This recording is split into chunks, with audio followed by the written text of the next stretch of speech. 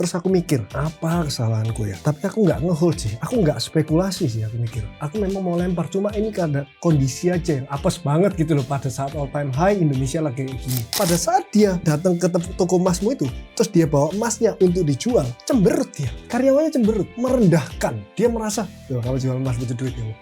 Jadi orang nggak mau dong jual emas, malu.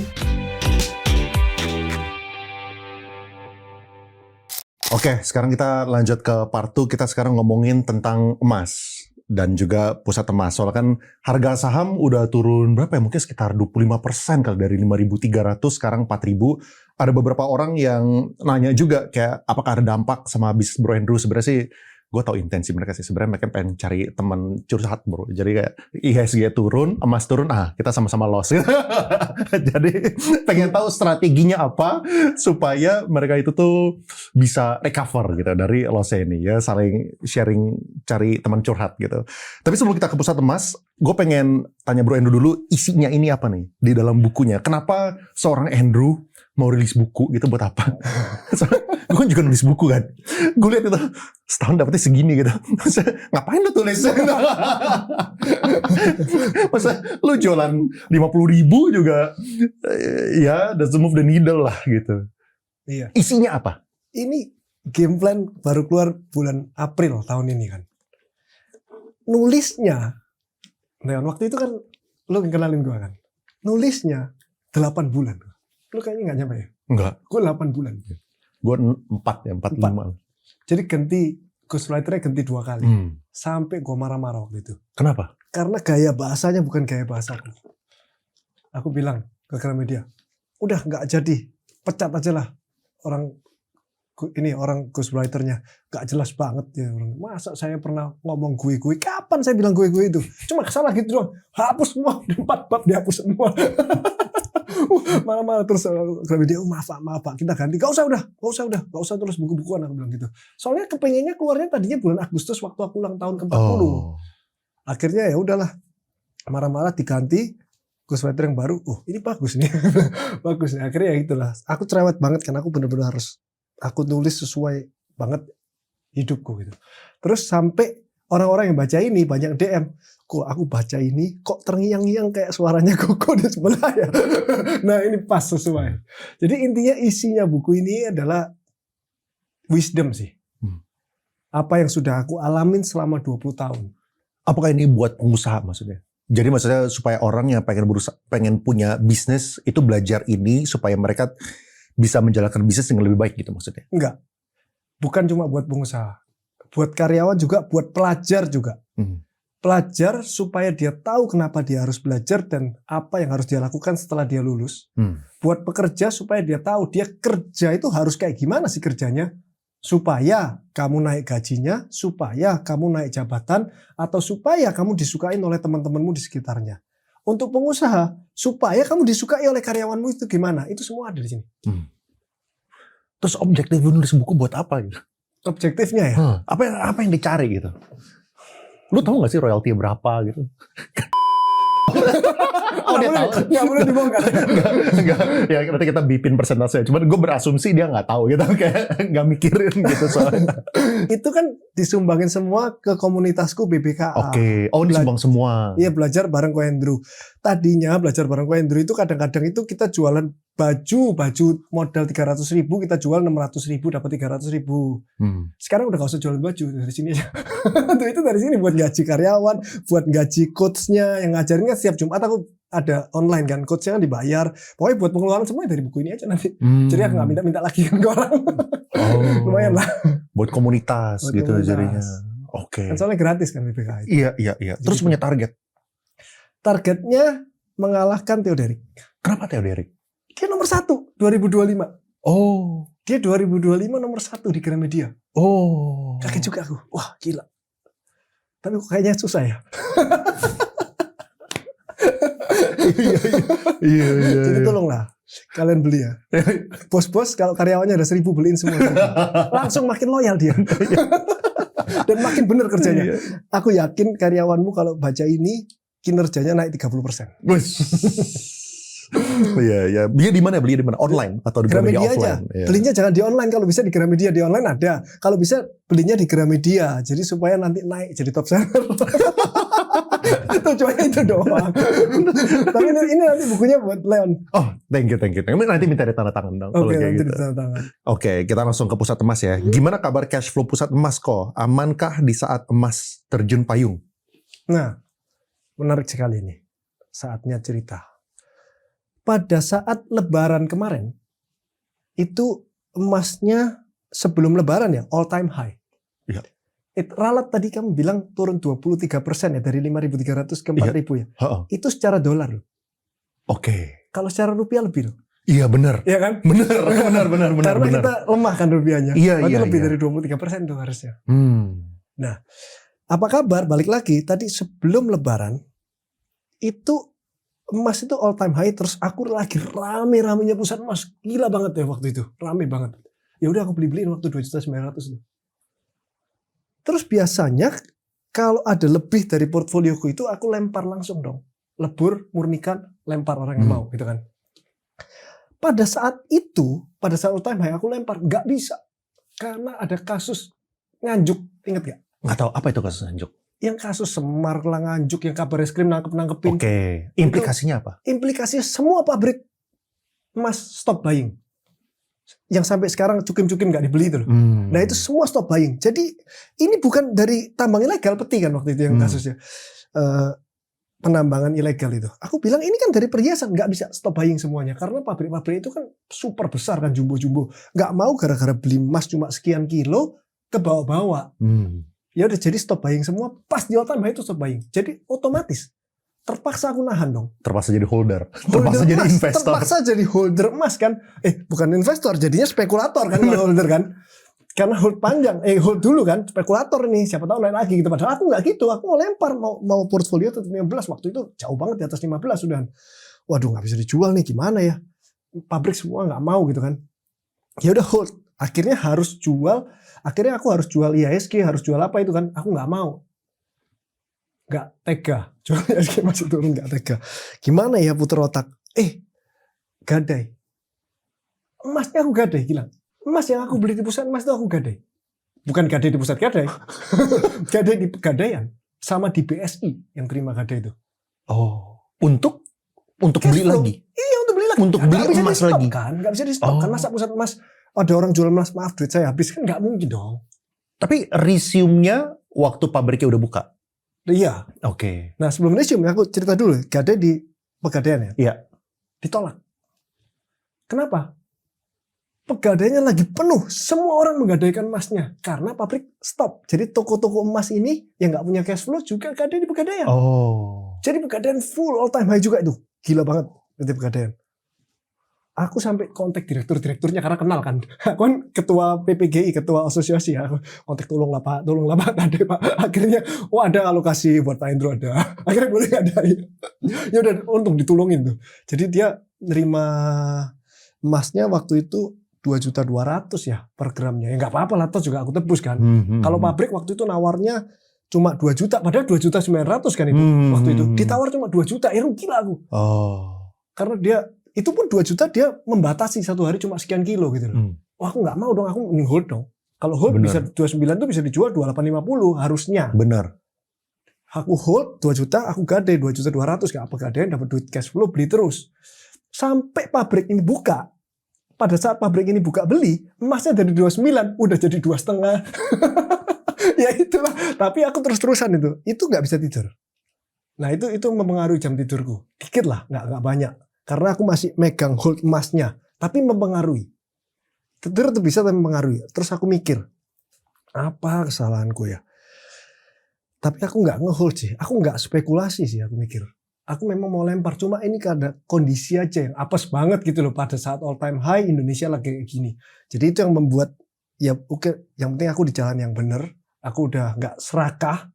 Mau hold kepingin 29 naik jadi 4 juta. Karena pada saat 29 itu semua orang bilang bentar lagi 4 juta. Betul. Tapi aku nggak serakah itu. Kalau aku serakah aku hold ini holdnya karena terpaksa keadaan. Ya udah pada saat 2,5 bisa dibuka, jual ya rugi lah. Karena pada saat 29 kan belinya 28. Pada saat 28 belinya kan 27 gitu kan, ada spread kan. Betul.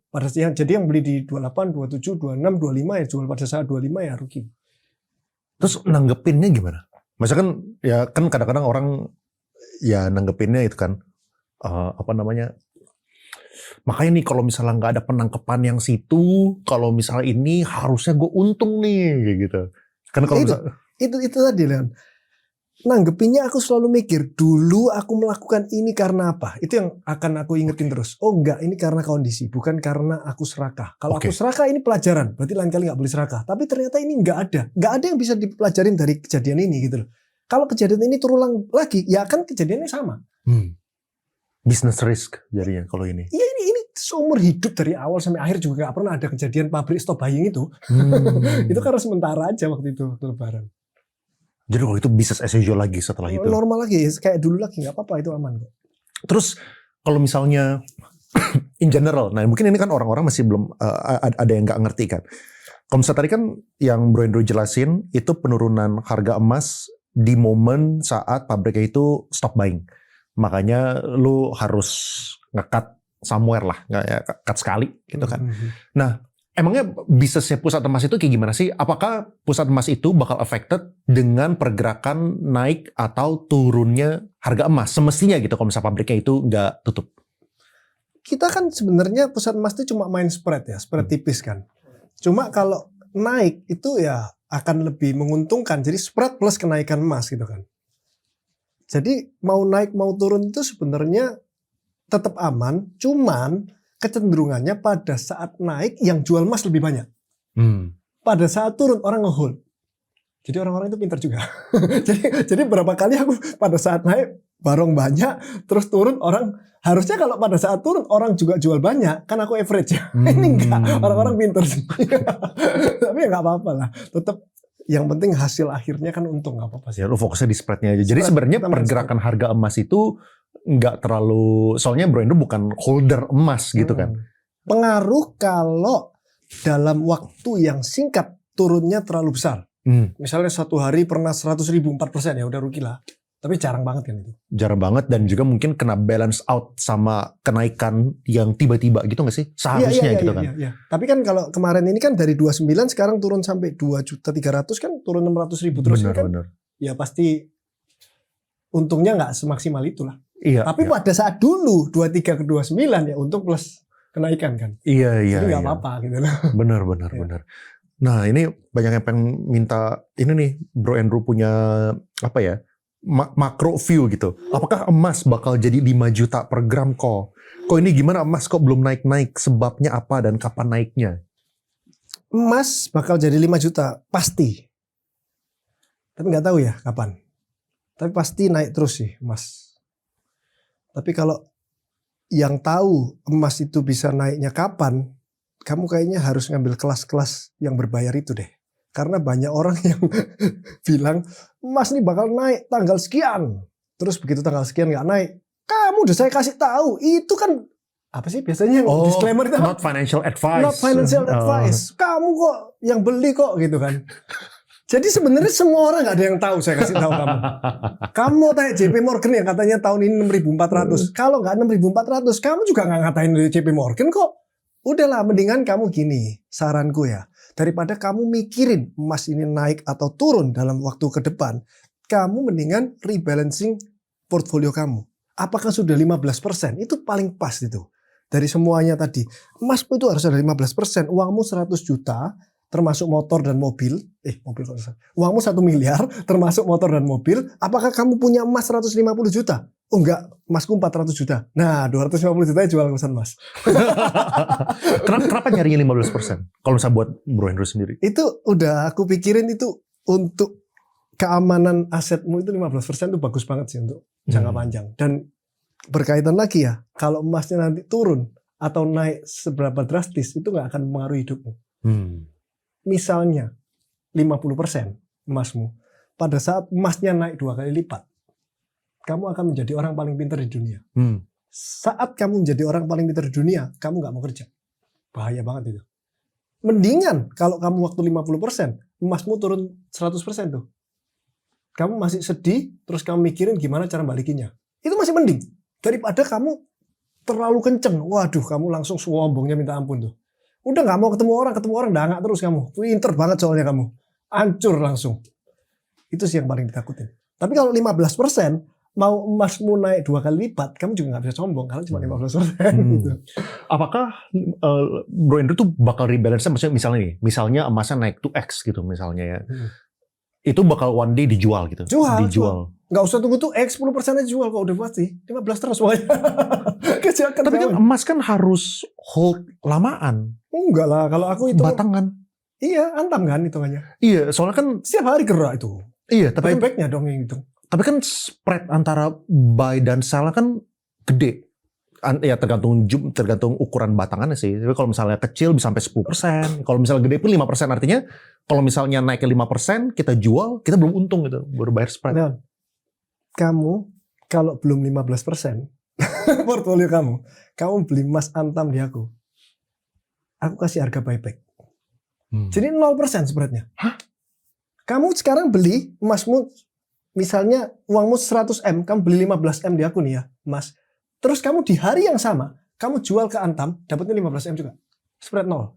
Loh, bukan cuma kamu, semua orang beli emang gitu buyback harganya. Apa itu harga buyback yang aku jual? Itu adalah emas antam kemasan lama. Jadi emas antam kemasan baru yang bisa di QR code ada red mark.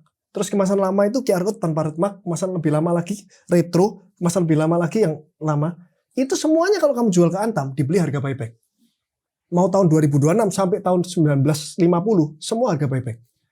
Nah, kalau kamu mau beli di aku nih, semua orang beli di aku yang di tahun di 2022 ke bawah itu harga buyback. Gila nggak? Oke, sekali lagi. Jadi kalau misal orang pengen beli emas, bedanya apa? Kenapa ada spread? Kenapa yang ini bisa nggak ada spread? Ulang sekali. Nggak ada spread, itu cuma beli di pusat emas doang. Di tempat lain spread. Jadi gini, emas antam 3 juta, buybacknya 2.700.000. Oke. 10% ya. Betul. Sekarang spreadnya 12%, dulu 7%, ngeri banget. Anggap 10%, 2.700.000. Ini 3 juta ya. Dulu pada saat FOMO, orang-orang beli, emas 3 juta ini dijual bisa 3.400.000 sampai 3.600.000. Betul. Padahal harga antamnya 3 juta, betul ya? Sekarang udah nggak FOMO kan? Kalau aku sekarang jual antam kemasan baru, itu 3 juta. Berarti kamu kena spread 10% dong. Kalau kamu mau beli kemasan antam lama, aku kasih harga 2.700.000. Jadi kalau kamu bosan dengan emasmu, dan emasnya belum gerak, kamu jual juga 2.700.000 ke antam tapi. Ngerti ya? Jadi kalau kamu mau beli, mendingan kamu beli yang 3 juta, 2.700.000. Ya pasti yang ini dong. Pasti yang bawah. Tapi yang lebih laku ini 3 juta. Bagus, modelnya bagus. Modelnya bagus, kulit arinya belum kecopot, tidak ada baret. Laku ini. Yang jual 2.700.000 ini nggak laku. Lucu ya? Itu yang terjadi. Loh, terus kalau misalnya kalau misalnya orang jual emas itu belinya di harga 2.700.000, terus kalau misalnya lu buyback dari orang itu 2.700.000, spreadnya dari mana? Enggak, aku belinya di bawah 2.700.000, misalnya 26.50 gitu kan. Iya. Jadi aku nanti kalau jual ke antam aku. Jual ke antam 27 dipotong PPh 1,5%, tapi itu PPh bisa dikreditkan kan. Jadi itu anggap nggak ada pajak lah, kan bisa dikreditkan. Orangnya kenapa nggak jual ke antam? Pertanyaannya gitu kan. Satu, antri. Kedua, jauh. Ketiga, kalau kamu jual lebih dari sekian gram, 2 minggu baru masuk duitnya. Ya aku tahan duit 2 minggu, gak apa-apa lah. Kemarin aku sekali jual buyback ke antam 20M gitu. Gak apa-apa. Ya 2 minggu maksudnya, gak apa-apa. Berarti makanya menarik. Masih banyak orang mau jual gitu.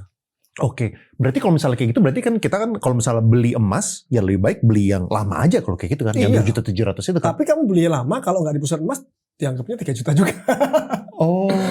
Kalau misalnya beli tempat lain nggak ada yang jual soalnya. Nggak ada yang lama mungkin ya. Aku jual yang lama daripada aku nunggu di antam 2 minggu lagi. Kalau kamu mau beli ini loh, langsung ambil. Tapi kebanyakan pedagang-pedagang sih yang beli.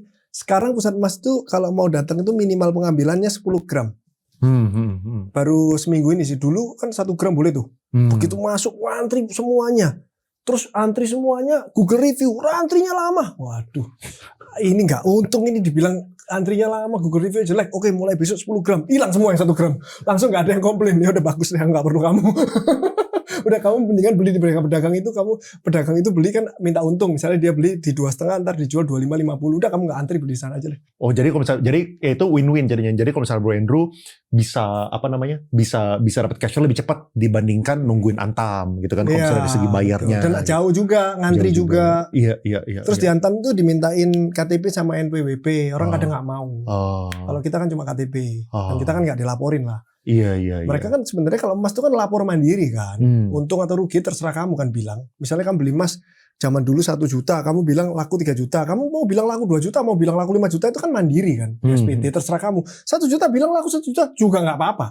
Hak-haknya kita gitu. Misalnya aku bilang punya emas ini 1 gram itu 1 kilo misalnya sekarang kan 2,5 M. Aku bilang emasku laku 2 M boleh nggak? Ya boleh kan terserah. Aku bilang laku 3 M boleh dong. Terserah dong yang beli. Kan terserah aku. Jadi itu namanya pajak tuh lapor mandiri ya. Orang-orang nggak mau jual ke Antam tuh karena dimintain KTP dan NPWP. Orang-orang takutnya jadi tahu nih lakunya berapa gitu loh. Padahal kenyataannya ya nggak tahu juga sih dilapor atau enggak gitu loh. Apa kabar kok udah ada berapa cabang pusat emas sekarang? Sekarang 50-an yang udah buka. Lu buka pusat emas dari sejak setahun? Iya. Setahun bukan 50 cabang nih. Sekarang 50 yang buka, yang renovasi 50. Ya lagi on renovasi 50. Iya, jadi tahun ini bakal buka 100 total. Ya. Akhir tahun udah 100. Mudah-mudahan lebih. Pakai cash flow-nya PGI kan. Gila, pertumbuhannya benar-benar pesat banget ya. Ini baru definisi beggar ini.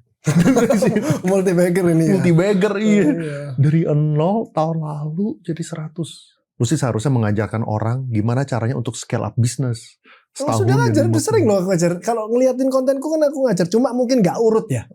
Jadi aku kan kadang kepengin ngomong apa-apa, nggak mulai dari 0 sampai 100 ya. Nggak rapi ngajarnya. Ya kan full time bukan pengajar. Saat seperti ini apakah waktunya ekspansi bisnis atau bertahan ya? Kalau misalnya Bro Andrew sih kayaknya hajar terus ya bukan 50. Iya, ekspansi itu harus terus sih, cuman terukur. Jangan sembarangan ekspansi, diseimbangkan dengan kekuatan manajemen kamu dan cash flow kamu. Harus belajar ngitung sih, ngitung risk, ngitung uang. Gitu. Ya. Bagaimana proses Bro Andrew dalam mencari peluang dan kalkulasi untung ruginya? Ini mungkin, kalau bilang ada 2 ya kalau boleh ya. Yang pertama, proses kalkulasi untung ruginya dari awal deh yang pertama. Kayak Bro Andrew kan berbisnis udah lama, PGI udah lama gitu kan. Kok bisa ada peluang baru pusat emas ini dilahirkan? Nah, jadi kayak kalkulasi kayak gimana waktu awal-awal? Terus setelah awal-awal udah mulai, kalkulasi itu kayak gimana waktu mau ekspansi gitu? Oke. Kalau awal mula berdirinya pusat emas itu lucunya dari anak komunitas BBKA. Nah ini aku buka ini rahasianya, bagus banget ini buat kalian. Dia cerita, kok ada bisnis seperti ini kok? Orang terima jual emas harganya segini. Aku bilang, manalah aku? Gade aja di pusat gade, dapat duit juga. Loh ini mau jual kok? Ya udah gade aja, gak usah ditebus. Aku bilang gitu. Oh nggak bisa kok, orang Indonesia nggak gitu katanya. Kalau dia mau jual, ya di tempat orang yang mau beli. Kalau mau dia ngutang, di tempat orang mau ngutang. Wah, masuk akal ini ya. Nggak kepikir ini aku dari dulu gitu loh. Masuk akal sih. Bener itu aku mikir. Ya udah, masuk akal ini. Coba buka deh aku. Gitu. Ternyata bener. Aku tanya, lu enggak lah. Aku tanya ke orang-orang nasabahnya. Aku bilang, enggak lah, aku gak mau gade kok kamu suruh gade. Aku mau jual ini, aku mau take profit. Jadi itu dibandingkan dengan toko emas misalnya. Toko emas kan juga terima emas. Betul. Terima beli emas juga kan dia selain jual emas kan. Dia mau dong emas. Kenapa dia nggak jual ke toko emas? Nah ini kesalahan-kesalahan toko emas nih. Ini tips buat toko-toko emas yang banyak nggak suka sama saya. Gini toko emas. Karyawan-karyawanmu itu pada saat ada orang datang ke tempatmu untuk beli emas, dia senyum. Mungkin karena KPI-nya adalah dia berapa banyak berhasil menjual emas, gitu kan? Pada saat dari situ. Iya, pada saat dia orang datang ke toko emasmu itu, terus dia bawa emasnya untuk dijual, cemberut dia. Karyawannya cemberut, merendahkan. Dia merasa, tuh kamu jual emas butuh duit kamu. Jadi orang nggak mau dong jual emas, malu. Bahkan aku ada loh, aku aja ada ya. Aku kan nyoba beli emas di salah satu toko yang viral lah ya, beli dia jual emas. Beli aku pingin tahu dia spreadnya berapa pada saat dijual. Aku beli nih. Setelah aku beli, aku mau coba jual. Terus sampai sekarang belum aku jual. Kenapa? Malu. Malu aku mau ke sana. Dia kan rame ngantri tuh. Terus pada saat mau jual ini kayaknya orang-orang semua pada beli, spend duit, aku sendiri yang butuh duit gitu. Malu, sampai sekarang belum tak jual. Jadi itu perasaannya itu nyata. Tapi kalau di pusat emas, kamu kalau jual emas, seneng banget kita karena KPI-nya semua kalau bisa yang banyak gitu kan. Kita dilayani seperti raja kamu pada saat kamu jual emas. Kalau di toko-toko emas dilayani seperti raja pada saat kamu beli emas gitu loh. Itu kuncinya kenapa pusat emas rame. Loh gampang banget saya ajarin semua. Sebenarnya gampang banget dari itu. Cuma masalah psikologi manusia itu yang harus dipelajarin gitu loh. Nah terus waktu ekspansi. Waktu ekspansi kayak kapan ngerasa oh nih cocok nih buat expand gitu. Ya itu kan gampang banget ya, dilihat dari cash flow, dilihat dari PNL, dilihat dari proyeksi ke depan, dihitung. Sebenarnya gampang banget kan itu kalau udah untung, BEP-nya ketahuan berapa tahun, terus kamu ekspansi, apalagi ini bisnis modelnya kan hampir sama lah sama Pusat Gadai kan. Jadi aku udah pengalaman 20 tahun, udah ngerti caranya ekspansi, caranya survei, caranya buka, caranya rekrut karyawan, caranya pelayanan. Semuanya udah latihan 20 tahun sebelumnya. Nah, cara ini gimana? Kan yang namanya orang bisa seperti ini kan bukan satu-satunya di Indonesia gitu. Masa udah ada yang sebelumnya, bahkan ada juga banyak yang terinspirasi sama Bro Hendro juga gitu. Buka juga gitu kan. Iya. Nah, gimana caranya membedakan diri gitu? Pusat emas kayak supaya stand out, terus ada differentiating factornya. Kayak apa yang bikin beda? Misalnya kayak Bro Hendro beli XRF gitu misalnya. Iya, mesin XRF. Kayak orang-orang lain beli juga gitu mesin XRF gitu. Nah terus gimana caranya gitu? Dari awal aku sudah bilang ke karyawannya semua itu, kita itu transparansi. Jadi pada saat kamu ke pusat emas, kamu cek emasmu 17 karat, fotoin kasih lihat dia 17 karat. Bayar 17 karat. Sedangkan orang lain banyak banget yang gak dikasih lihat. Jadi 17 karat dibilang 16 karat. Dibilang 15 karat. Toh orangnya juga iya aja gitu. Ya udah, karena orang Indonesia itu kecenderungannya gak enakan. Mana mesinnya? Lihat dong, gak enak gitu loh orang itu. Jadi iya aja. Ada juga yang 17 karat dibayar tetap 17 karat. Tapi gak dikasih lihat juga. Nah ini aku ajarin juga, kasih lihat dong, 17 tetap 17 kasih lihat supaya orang puas. Oh iya benar 17, seneng dia gitu loh. Dan aku nih kasih lihat, bahkan sekarang bikin program bentar lagi harus fotonya dikirim semua ke orangnya. Mau jual nggak mau jual kasih 17 karat. Bahkan sekarang, Leon, aku ada di Kebun Jeruk di pusatnya itu, mesinnya aku taruh di depan. Mesin itu loh, aku taruh di depan. Orang boleh mencet sendiri, taruh sendiri emasmu, gratis, pencet sendiri. Terus kamu foto. Ada orang bawa 61 waktu itu. Masnya kayak ketukum mas, 61 dicekin satu-satu sama dia. Saya bilang, gantian dong, ini antri orangnya. Duh, gak takut rusak mesin XRF. Rusak aku ganti, gak apa-apa. Supaya ini transparansi itu benar-benar transparansi, jelas. 17 karat gitu loh.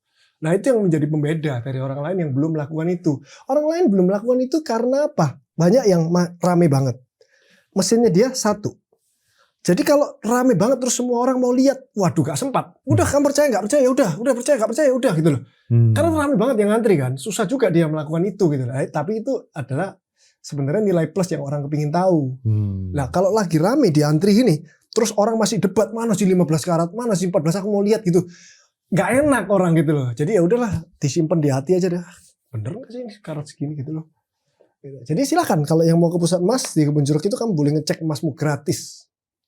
Mencet sendiri boleh, dipencetin mbaknya juga boleh, terserah kamu. Dan no pressure to sell. No pressure to sell, nggak apa-apa. Yang penting kamu tahu karatmu berapa.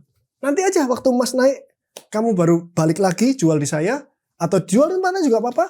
Atau kalau kamu ketakutan emasmu turun, juga dijual nggak apa-apa. Nggak ada pressure, aku nggak terlalu perlu kok. udah balance 15%, jadi nggak terlalu perlu. Jadi yang membedakan pusat emas sama lainnya itu masih transparansi. Berarti bukan dari segi mesin dong. Kalau misalnya mesinnya XRF ya semuanya XRF gitu. Iya, mesin XRF ini lucu. Orang-orang itu bilang bisa disetting nggak gitu. Aku mau bikin konten nih. Aku punya mesin XRF itu ada hampir 10, 7 atau 8 beda merek semuanya. Aku beli terus. Nanti aku bikin konten. Semuanya sama hasilnya. Merek Cina, merek Amerika, semuanya sama. Nah, yang lucunya gini. Nah, biasanya kalau kita beli emas itu kan 18 karat gitu ya. Kan ada capnya itu 18K. Tapi pabrik-pabrik itu sekarang itu dikurangi dikit gitu loh. 17,9 gitu loh.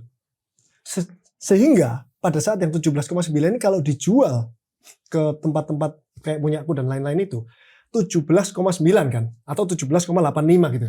Dibayarnya berapa? 17,85 dong. 17. Karena ngitungnya kan 16, 17, 18 bukan koma-koma. Dibayar 17 karena dilihat depannya doang kan. Rugi 1 karat ya. Nah, di pusat emas kita bikin sistem nih, bentar lagi nih. Udah launching nih. Semua yang 0,5 kita naikkan 1 karat. 17,5 kita bayar 18. 16,5 kita bayar 17. 17,95 maksudnya. 17,50. 17,5 ke atas. Iya. Kita bikin kayak gitu deh, biar orang nggak makan hati. Karena waktu itu kemarin aku ke Surabaya tuh. Ada enci-enci bilang gini, ketemu aku kan, tahu kan. Kok ini aku 16,9 kok, masa dibayar 16 kok, 17 dong. Nggak bisa lah sistemnya gitu kan. Terus aku bilang, kamu itu dong XRF lagi dong, terus kamu XRF coba pisah-pisah. Siapa tahu ada yang 18 kamu bayar. Sudah Pak, udah di XRF 4 kali Pak, semua sisi. Paling mentok 17,9. Ya udah sorry ya, 17. Ayolah kok 18. Nggak bisa. Gitu loh. Terus aku dari sana aku tahu tuh pain point-nya orang itu nggak enak. Karena banyak yang 0,9, 0,8 itu. Oke, aku launching bentar lagi. Di atas 0,5 aku bayar 1 karat di atasnya. Bentar lagi launching. Nah ini yang menjadi pembeda. Aku karena adaptif. Aku mendengarkan orang, aku berubah terus. Gitu. Iya. Cara kok Andrew bisa stay hungry di level sekarang yang bisa dibilang comfortable. Nah ini menarik ya, soalnya kan dengan launchingnya pusat emas ini, kehidupannya Bro Andrew sebenarnya tidak berubah. Tidak berubah. Maksudnya expenses-nya, lifestyle-nya, mobilnya, itu konstan gitu maksudnya. Dulu bisa beli, sekarang bisa beli gitu. Betul. Dulu pergi liburannya di penthouse ini, sekarang juga bisa gitu kan. Sama, nah yang apa ya, ngedrive itu apa gitu, yang ngedorong untuk tetap mau stay hungry ya. Betul. Itu kalau kamu buka websiteku andrewsusanto.com itu langsung muncul. Waktu itu mengerikan.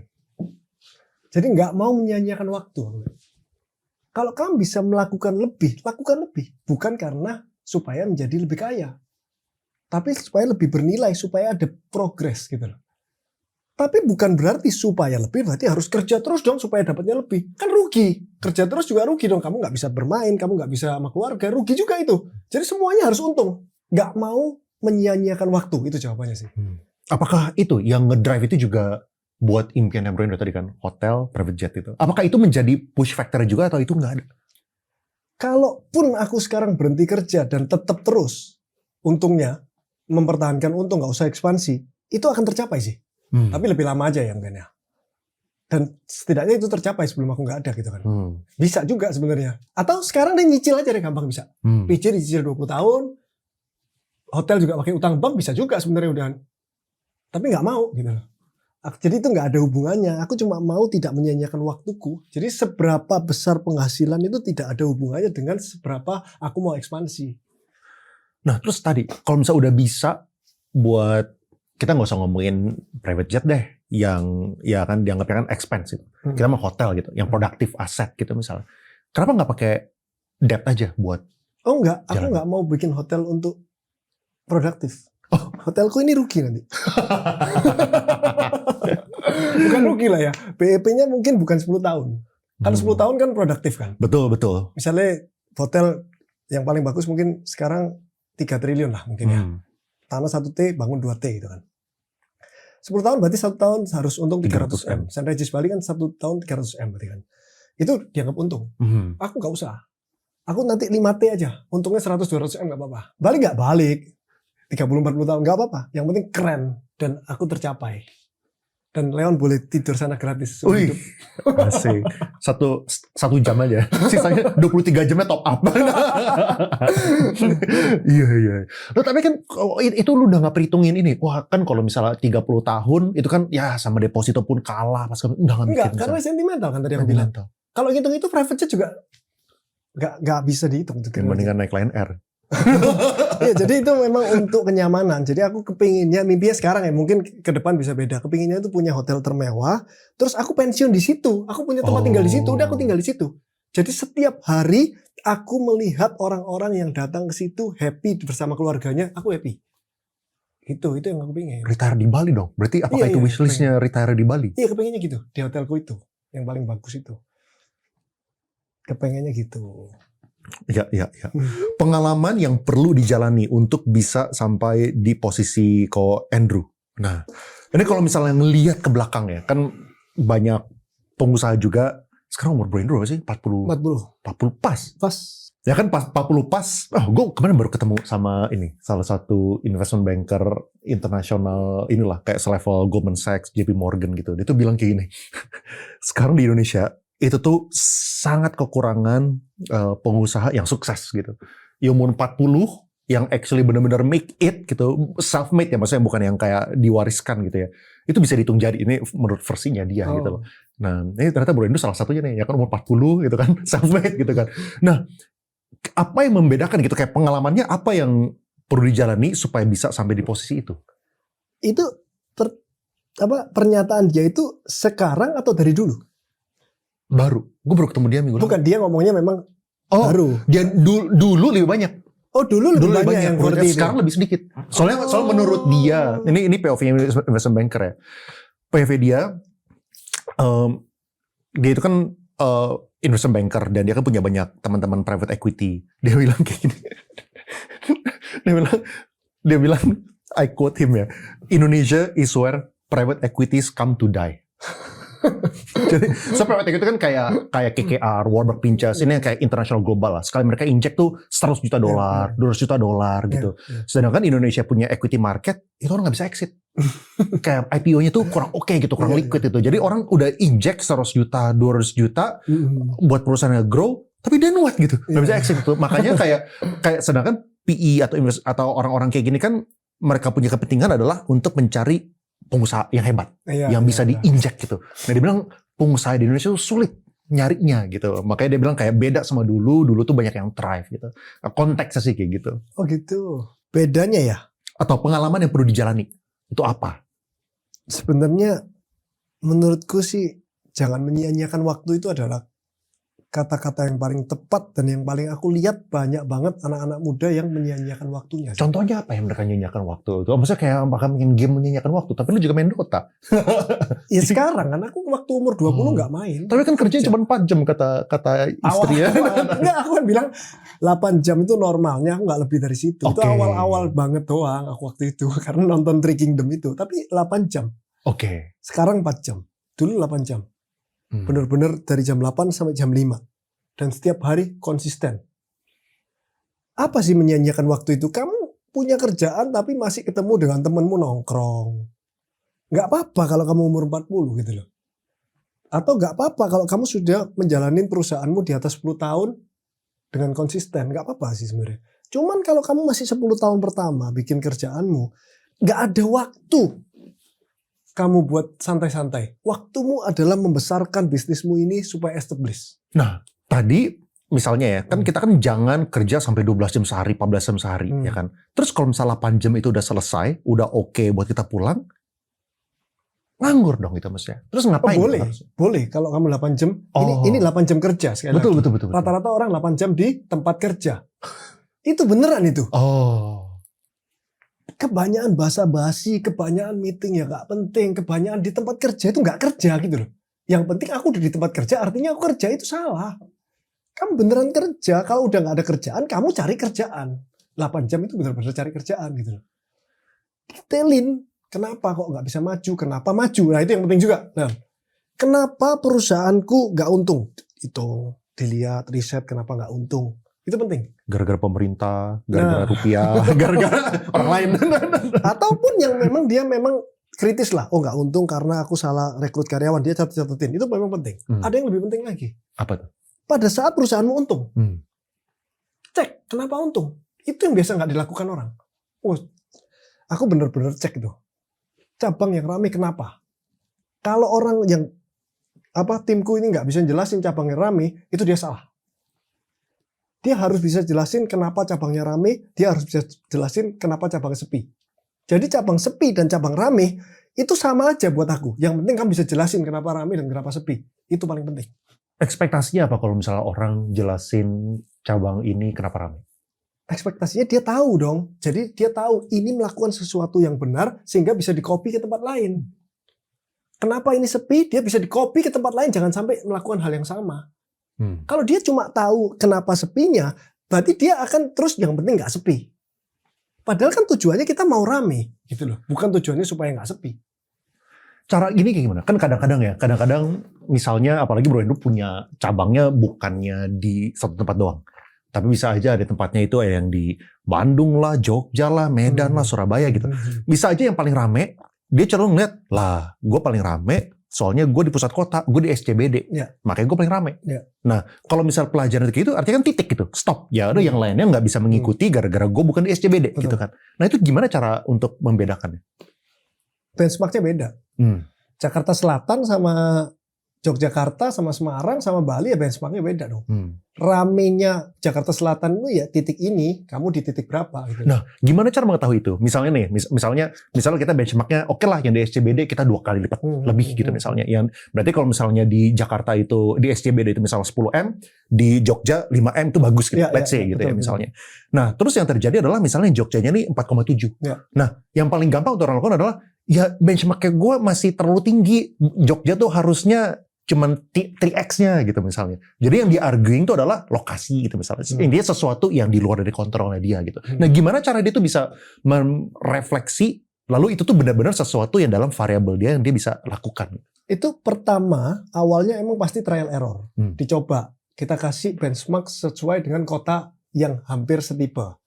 Terus ternyata kalau dia ternyata lebih ramai, benchmarknya akan kita perbaikin. Kalau ternyata lebih sepi, kita akan cek sepinya karena apa. Kalau udah nggak ada apa-apa, berarti benchmarknya diturunin.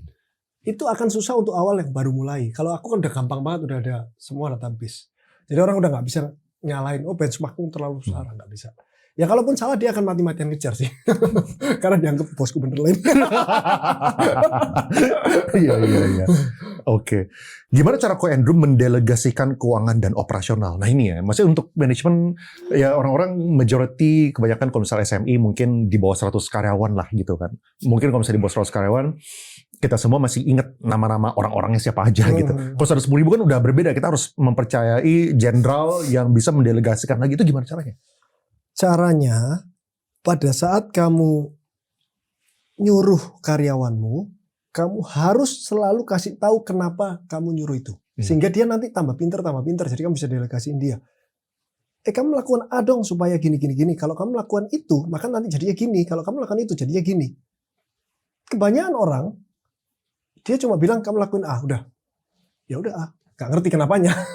Ya orang gak pinter-pinter, akhirnya kamu gak berani delegasi ke orang yang belum pinter. Gitu. Kalau delegasi keuangan ya pasti orang yang karakternya bagus. Ya kamu harus investasi waktu ke karyawan-karyawanmu. Jadi kamu tahu mana karyawan-karyawanmu yang pasti hidupnya itu lurus kenceng aja. Gak pernah lihat kiri kanan. Udah taruh aja delegasi keuangan di dia, udah pasti aman dah. Emang Bro Andrew ada spend time sama karyawan outside of office gitu? Perlu gak sih? Perlu dulu. Tadi Awal dulu spend time-ku banyak banget sama karyawan itu. Aku naik cruise aja, ajak karyawan, aku bawa istri, bawa anak, dia bawa istri, bawa anak, dia bawa istri, bawa anak, cruise berapa bareng. orang malah kayak gitu? Waktu itu 10 tahun lalu kali kalau salah itu ya berapa ya? 4 keluarga ya. Dia bawa anak, bawa istri. Oh yang ininya, yang pentolan-pentolannya. Iya. Sampai sekarang masih kerja. Sampai segitunya investasi waktuku. Sekarang ya udah enggak, jarang. Ya dikit lah, setahun sekali aku keluar negeri sama dia, aku ikut. Tapi bukan untuk mencari bakat atau mengecek dia karakternya gimana. Karena sudah terjadi kemarin dan sudah didelegasikan. Tapi ya memang untuk bonding aja, mereka senang aja pergi gitu. Jadi kalau kamu baru mulai, belum 10 tahun, ya kamu investasikan waktumu sama dia, bukan sama teman-teman. Iya. Time management tiap harinya gimana untuk daily activity? Nah itu tuh 4 jam ngapain aja kalau kayak gitu tuh? Bangun jam 3:30. Bangun 3:30 pagi. Oh iya. Iya. Kadang-kadang kalau misalnya gue WhatsApp Bro Andrew ya. 3:30 banget ya. Dia bangunnya lebih pagi daripada ayam. Jadi Bro Andrew ngobrol duluan, chat, tiba-tiba baru ada ayam kukur ya. Jadi ayam-ayam kukurnya itu aku yang bangunin. Iya. Berangkat setengah 4. Terus sampai jam 6 itu udah sampai di tempat gym. Jam 6 pagi itu udah sampai di tempat gym. Setiap hari. Setiap hari. Setengah 4 sampai jam 6 itu ya lihat WA, balesin WA yang kemarin-kemarin, ngasih tugas orang. Jadi karyawan-karyawan itu bingung kok di WA setengah 4 jam Lebih pagi daripada ayam ya. Terus ada yang kadang-kadang baca buku, nonton podcast. Terus ya udahlah, pokoknya gitu-gitulah sendiri lah, me time itu semuanya sampai jam 6. Enggak, sampai setengah 6 karena setengah 6 udah harus jalan. Itu cuma lu doang yang bangun dong. Istri belum bangun. Gue doang sendiri. Setengah 6 Istri anak belum bangun kalau kayak gitu. belum. Jadi aku pulang kerja nanti jam 6 aku udah di tempat gym kan itu. Jam 7 udah balik, jam 7 aku balik itu anak-anak udah baru berangkat kerja. Oh. Aku udah selesai gym. Gymnya 7 days a week. Diusahakan. 7 days ya, 7 days sih. Kecuali kalau ke HW besoknya nggak bisa. Jam 7 udah balik, jam 7.10 sampai rumah. Terus biasanya itu sekarang lagi zamannya wellness, longevity kan. Di rumah itu ada red light terapi, ada sauna, ada jacuzzi panas, jacuzzi jadi sampai jam 8. Jam 8 udah harus pergi sampai kantor. Sampai jam 9. Enggak, kantor deket kan. Oh. Jam 8 sampai jam 12 itu udah di kantor itu udah keliling tuh ke Sinar Mutiara, ke Pusat Emas, ke Pusat Gadai. Itu pokoknya beresin semuanya itu dalam 4 jam itu. Bener-bener hektik banget itu, nggak bisa diganggu. Sampai jam 12 selesai udah makan siang. Terus kalau kadang-kadang ketemu teman, kadang-kadang yang nggak penting lah. Di atas jam 12 itu adalah melakukan sesuatu yang nggak penting, tidak mengambil keputusan. Balas-balas WA terus pulang dah. Terus pulang, main Dota sampai sore. Terus jam 6 biasanya keluar makan sama istri atau makan di rumah. Jam 7, jam 8 udah tidur. Jam 8 setengah 9 udah tidur. Nge-gym tuh udah 7 hari seminggu dari kapan? Aduh, udah lama ya. Gak tahu, lupa lah. Udah Dari tahu. SMP, SMA, Enggak. Enggak. Ya paling beberapa tahun ini. Kalau dulu, beberapa tahun ini. Kalau dulu itu nge-gym seminggu 3 kali 4 kali lah ya. Terus 5 kenapa? kali lah ya. Sejak di rumah sih, sejak 10 tahun tuh udah punya home gym itu udah. Setiap hari. Loh, jadi sekarang nge-gymnya di rumah atau di luar? Enggak, karena baru buka di Senayan ada baru buka gym bagus banget, jadi aku ke sana. Oh. Reload di Senayan itu kan bagus tuh. Iya. Jadi aku nggak nge-gym di Vitek. Parah. Langsung disuruh buka Senayan nggak mau buka. Aku jadi di reload dulu. Iya. Bedanya apa emang di rumah sama di Oh, reload? alatnya lengkap banget. Oh. Alatnya Kenapa lo lengkap. nggak beli aja? Kan bisa-bisa aja. Gak bisa, harus gede banget. Ada 600 meter. Alatnya ada 30-40 nggak cukup di rumah. Tanah sebelah. Oke. Cara terbaik manage karyawan supaya mereka ngelakuin sesuai dengan yang owner mau. Nah itu sama jawabannya kayak tadi tuh. Setiap kamu ngasih tahu dia, kasih tahu alasannya kenapa. Karena yang kamu kasih tahu ke dia itu belum tentu benar, tapi itu selera owner. Dan tim kamu itu harus melakukan selera owner sehingga kamu nanti bisa ngasih delegasi ke dia sesuai yang kamu mau gitu. Karena yang kamu delegasi itu belum tentu benar secara general, tapi itu seleramu, jadi kamu akan lebih gampang. Pas jual emas bisa dibayar cash nggak? Nah ini di pusat emas ini belum bisa. Itu yang banyak orang yang mau jual emasnya minta cash, aku tolak. Perbedaannya kenapa sih? Perbedaannya. Sorry, gue nanya kayak gini gara-gara gue have zero experience in selling gold. Gue nggak punya perhiasan, gak punya, jadi minta edukasi. Jadi banyak banget konten-konten di media sosial yang langsung ngasih uang miliaran itu kan. Itu banyak banget, terus dia dapat cash. Karena orang-orang yang jual emasnya itu minta cash karena dia nggak mau ketrack di mutasinya bahwa dia untung emasnya gitu kan. Satu itu. Kalau itu nggak apa-apa, aku nggak peduli. Tapi kedua, ini kan bisa jadi kalau aku kan terima emas tanpa surat nih, tanpa kwitansi, tanpa surat diterima. Kalau maling dan jambret itu jual ke tempatku, itu pasti minta cash dong. Mana ada maling, transfer dong.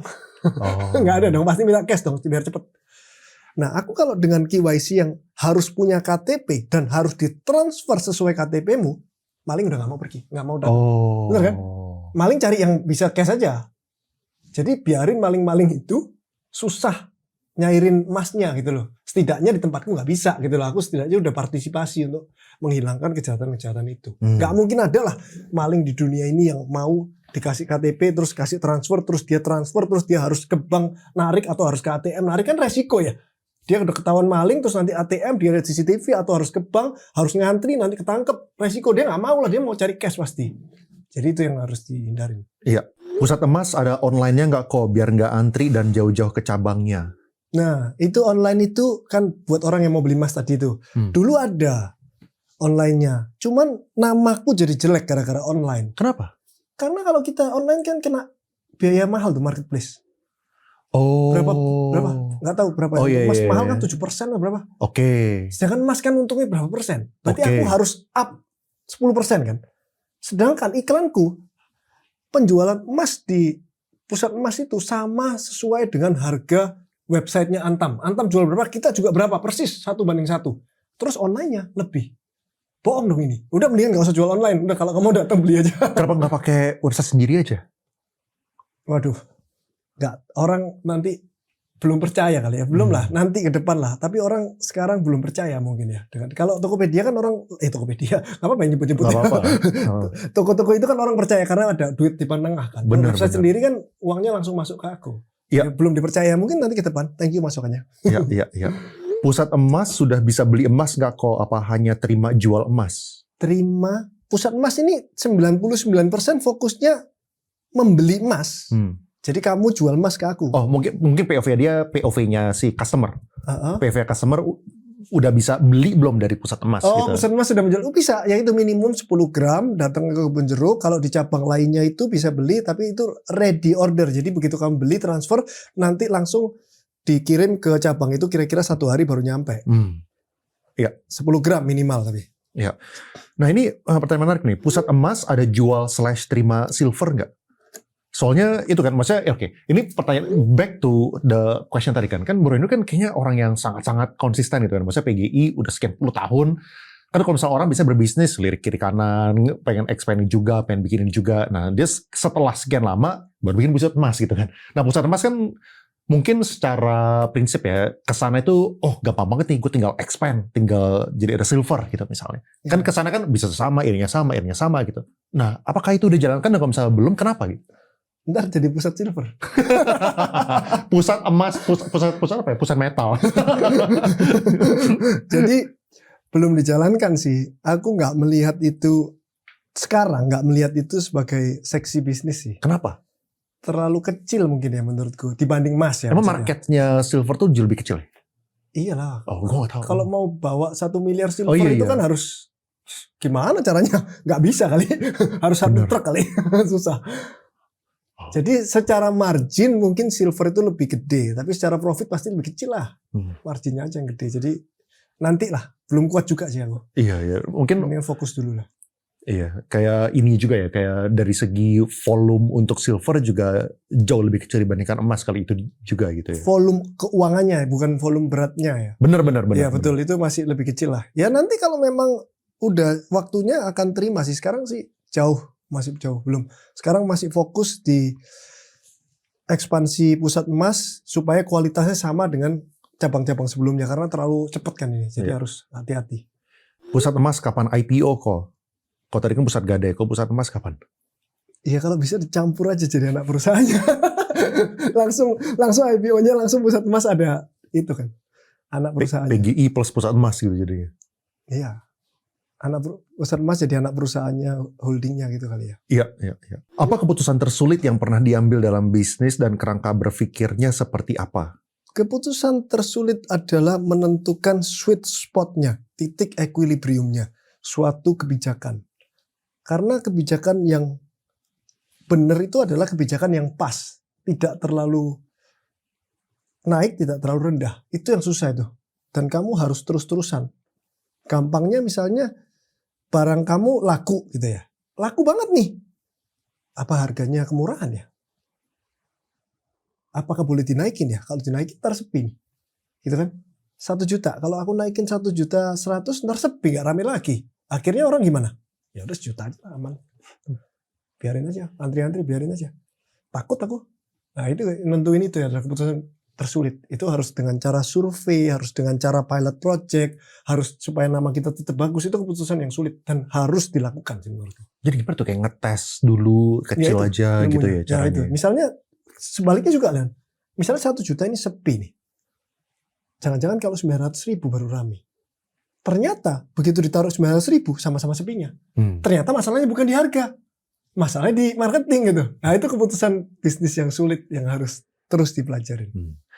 Bagaimana view jual emas non-brand dibanding branded seperti Antam, UBS, cuan mana? Nah, Emang ada? Oke. bagus nih. Tolong educate ya, soalnya gue bukan orang yang invest di fisik kayak gini ya. Non-brand tuh kayak apa maksudnya? Non-brand itu adalah emas perhiasan ini yang jelek-jelek, yang udah patah, nggak ada suratnya dan lain-lain itu biasanya kan dijual ke kita. Ada surat juga nggak apa-apa sih jual kita. Semuanya itu kita kan lebur, dipanasin tuh jadi leleh dia. Setelah lebur, terus nanti dimurnikan jadi 24 karat. Jadi 24 karat cetakannya kotak tuh misalnya kita tuang jadi cetakannya kotak. Jadilah non-brand. Emas tok non-brand. Gimana ini caranya supaya jadi brand? Ya kamu harus bikin refinery. Daftarin merek terus stempel jadi brand. Jadi lebih mahal karena kita punya refinery. Nah, Antam, UBS, tadi emasku Harta Dinata itu sudah G24 itu udah ada brandnya. Nah, mana yang lebih untung? Spreadnya lebih kecil adalah non-brand. Non-brand itu spreadnya paling cuma 1%. Buat jual beli gitu jual maksudnya? belinya 1-2% lah maksimal. Non-brand. Tapi, nah ini sejak kejadian Nganjuk kemarin, yang semua disita itu, non-brand kamu itu nilainya 0. Gak ada yang mau beli. Atau balik tadi, yang 2 juta. Waktu saat 2.900.000 dibeli sama pabrik 2 juta. Itu pun kalau kenal. Kalau nggak kenal, semua non-brand ditolak. Mas Cukim itu namanya. Semua ditolak. Udah jadi 0, kamu butuh duit, nggak bisa kamu. Oh, jadi emas non-brand itu sebenarnya emas ilegal gitu? Enggak. Ilegal kalau diambil dari emas ini hasil pemurnian dari tambang ilegal, dimurnikan, ditetes jadi 24 gram. Tapi kan orang nggak tahu ini bekas dari tambang ilegal atau dari perhiasan asli nih. Bener. Jadinya sama-sama kotak nih. Jadi daripada pabrik pusing, udah saya tolak semua lah kalau nggak ada brandnya untuk sementara ini. Nah sejak itu, aku portfolioku 15% aku nggak mau non-brand dah. Kalau pabrik enak non-brand, tinggal ditempel merek dia udah jadi aman dia. Gitu kan. Tapi dia juga harus tahu ngambilnya dari mana. Kalau dia ngambilnya dari hasil emasnya dari tadi tambang ilegal, terus ditempel merek dia kena periksa, tutup tuh pabriknya. Emang akan dicek gitu ya? Ini asli dari mana? Nah itu kemarin yang sampai sekarang. Sampai sekarang itu viral terus tuh ditangkap-tangkepin tuh. Jadi kalau emas ilegal itu dari tambang, sekarang misalnya emasnya 2.300.000. Dari tambang ini pabrik itu ngambil paling cuma 1.800.000, 1.900.000 nih. Murah banget, distempel jualnya 24-25. Gitu. Kalau ngambil punyaku dari perhiasan, dari harga 23 dia ngambilnya 22. Dia mendingan ngambil 18 kalau yang nakal ya. Iya. Gitu ceritanya. Tapi emang mereka juga bisa membuktikan bahwa misalnya kayak Bro Andrew gitu ya. Misalnya kasih yang leburan dari perhiasan yang bukan dari tambang ilegal gitu misalnya. Emang itu ditanyain gitu. Maksudnya kayak perlu udah membuktikan. Sangat. Karena ada kejadian itu. Ngebuktiinnya gimana? Dia mau lihat kamu ini bawanya perhiasannya dulu ada berapa aja, belinya dari mana. Jadi notaku semua kasih dia. PT Pusat Emas aktanya yang jual siapa, belinya berapa, kamu jualnya berapa. Bahkan ada pabrik yang maunya kamu setor aku perhiasan aja. Jadi aku yang lebur, nanti aku yang bayar. Jadi lebih aman dia. Kalau perhiasan udah pasti aman. Gitu. Iya. Kalau misalnya dari emas ilegal bentuknya itu pasti soalnya apa ya? Sama bentuknya udah kotak. Kotak. Udah dimurnikan sama dia soalnya kan. Iya. Ya udah kotak udah bingung nih. Dari mana? Nah kalau nggak kenal, anggap aja ilegal lah, udahlah males. Karena pabrik untungnya tipis kan nggak mau lah, anggap ilegal. Yang bener ya. Pabrik yang bener kan dia 23 belinya 22 nih. Kalau nggak kenal udah nggak mau lah. Ngapain ambil resiko? Gitu. Ya. Info locker untuk SMA kok. Apakah ini ya Pusat Gadai atau Pusat Emas itu nge-hire orang lulusan SMA? Hire. Cuman sekarang semua yang lulusan SMA ini begitu masuk kita langsung encourage dia untuk kuliah. Jadi sekarang udah banyak sih, ribuan karyawanku sedang sambil kuliah sambil kerja, dibayarin semua. Kenapa? Karena OJK dikatain OJK, kamu ini industri keuangan SMA semua katanya, malu-maluin aja. Oke, saya kuliah semua. Murah juga kuliah di itu kan, ada yang murah. Loh, tapi kan kalau misal kan enggak itu semua orang. Maksudnya apakah itu nggak tertulis, tapi OJK ngomong sama aku gitu. Betul. Maksud semua orang adalah kayak apakah sekarang Bro Andrew itu encourage semua orang untuk untuk S1 yang di Kalau dalam grup? encourage itu pasti semua orang. Di kantor pusat semuanya. Di cabang di encourage doang, tapi untuk kepalanya doang yang kita harus dan bayarin. Tapi bawahnya di encourage doang, nanti ke depan semuanya akan dibayarin lah. Iya. Semuanya harus kuliah. Kenapa lu nggak langsung aja carinya orang yang lulusan S1 dong? Daripada hire orang SMA, abis itu harus membiayakan biaya kuliahnya, kenapa nggak lulus S1 aja? Bedanya apa? Gini, sekarang itu menerima karyawan itu butuh 3.000 orang setahun. Berarti sebulan 250 orang. Sehari 10 orang yang harus masuk untuk memenuhi Di kebutuhan. PGI nih? Di PGI dan pusat Semuanya. Ya. 10 itu satu hari harus masuk 10 orang. Harus pokoknya. Artinya kalau masuk 10 orang itu, kita itu tingkat rate orang yang diterima itu 5%. Berarti dari 200 pelamar itu satu hari harus ada 200 pelamar nih. Kalau minta S1 doang, nggak dapat 10. Susah. Karena yang kita mau itu adalah S1 yang mau kerja, yang nggak milih-milih kerja, yang pinter, yang niat kerja gitu kan. Itu nggak banyak gitu, cuma 5% dari CV yang masuk. Betul. CV masuk itu kebanyakan itu ada yang disuruh orang tuanya, sana kamu sebar CV. Dipanggil gak bales lah. Ada. Benar. Terus mereka ambil kuliah, majornya apa? Terserah. Terserah. Kalau ada bagian-bagian tertentu yang kita arahkan, ini aja lah. Karena dipersiapkan untuk menjadi leader. Jadi kalau misalnya untuk jadi leader, apa encouragement-nya? Kayak ambilnya apa? Manajemen ya. Manajemen dong. Ekonomi lah. Keuangan. Iya. Ekonomi keuangan atau manajemen. Gue pengen kerja sama dia, gimana caranya? Oke, nah good tips nih. Berarti dari 200 orang ini, gimana caranya supaya jadi 5 yang terpilih? 10. 5% kan? Oh, 5%, 10, oke. Caranya kamu harus niat pada saat kamu ngelamar. Contohnya nih, masa ada orang DM banyak banget. Ko, aku mau kerja sama Koko dong, caranya gimana? Udah pasti gak diterima kamu. Kan di PGI ada tulisan lowongan kerja, di PI ada tulisan lowongan kerja, tapi DM gitu loh. Udah pasti ngelamar tuh ada syaratnya, kirim video lah, apa semua penuhin. Kalau kamu penuhin, pasti dipanggil, 100% dipanggil yang memenuhi syarat itu. Karena kita kurang, kita mau karyawan yang banyak. Banyak banget tuh, dikata-katain juga, kalau di TikTok selalu dikatain deh. Beda sama di Instagram. Setiap hari buka lowongan terus, gak ada yang betah. Terus gimana ekspansi gede-gedean, gimana kita gak buka lowongan kerja terus gitu loh. 10 orang per day. 10 orang per day. Gile, oke. Kok tips dong buat rekrut karyawan pertama buat yang baru terjun di dunia usaha? Oke, nah ini kita flip side nih. Berarti sebagai pengusaha buat rekrut karyawan, tipsnya itu apa? Itu kalau untuk karyawan-karyawan awal ya, itu kamu cari yang value-nya sama kayak kamu. Itu dulu deh. Jadi sesuai kamu value-nya itu, nilainya kamu hidup itu apa. Jadi kamu harus tahu dulu. Pertama, value-mu itu apa. Cari deh kamu di ChatGPT kalau kamu gak ngerti. Value-mu itu yang core value kamu itu di hidup yang kamu pegang itu apa. Misalnya ada orang family, ada orang fairness, ada orang integrity gitu kan. Beda-beda itu. Ada banyak banget. Kamu core value kamu apa. Nah kamu untuk awal-awal lu cari yang core value-nya sama dulu sama kamu. Caranya dengan cara ya kamu kasih study case tentang itu. Tentang integrity ya kamu cari study case. Kalau kamu nemu uang di jalan kamu apain. Misalnya kalau kamu ada nemu di jalan terus gak ada yang lihat juga, kamu apain? Kamu ambil atau kamu balikin ke orang. Misalnya ada case kayak gitu. Misalnya dia bilang ya saya balikin ke orangnya. Gimana cara balikinnya? Dari sana kan kamu tahu tuh orang itu bohong atau enggak. Atau kamu jebak pertanyaan misalnya kamu bawa pulang gak apa-apa. Sah-sah aja gak ada orang lihat gitu kan. Ya saya ambil apa? Orang itu gak ada yang tahu juga. Atau daripada diambil orang lain udah pasti gak integrity gitu. Jadi kalau core value-nya udah sama kamu, baru kamu boleh itu enak. Jadi nanti kamu akan nyuruh-nyuruh dianya gampang gitu loh. Cepet, satu kalimat aja udah ngerti. Walaupun kamu ngambil uang itu ya ada yang jawab, nggak ada yang salah juga sih. Ya saya ambil apa, nggak apa-apa, nggak ada yang lihat. Tapi ada orang value-nya kayak gitu juga nggak apa-apa juga kamu ambil gitu. Intinya sama dengan core value kamu. Itu awal-awal sih. Ya, cari yang value-nya sama ya. Pelajaran hidup apa yang Ko Andrew ajarkan ke anak dan jadi prioritas utama? Ke anak. Anaknya cewek ya by the way, dua-duanya ya? Anaknya cewek dua-duanya. Iya. Pasti nomor satu itu nggak boleh ngerugiin orang. Sekarang sih udah bagus sih dua-duanya juga udah bagus. Terus yang kedua ya Emang dulu kayak gimana nih maksudnya? Apa itu?